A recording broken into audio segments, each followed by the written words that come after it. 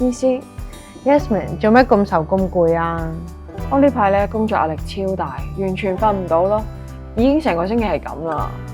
咁你呢種係因為工作壓力大、情緒受困，導致出現肝氣鬱結嘅失眠。中晒，咁有咩解決方法啊？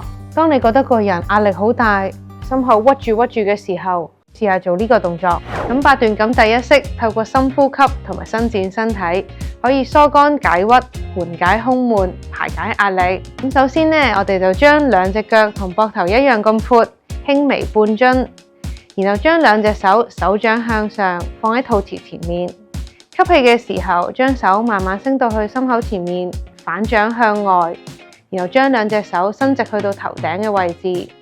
呼氣時，將兩隻手慢慢下降去到身體兩側，然後翻去肚臍前面，重複3至5次。想睡眠效果好啲，日常可以食靈芝作保健。紫靈芝可以補氣安神、舒緩壓力，配搭赤芝同孢子，保養身體，改善睡眠質素，有助加快入睡。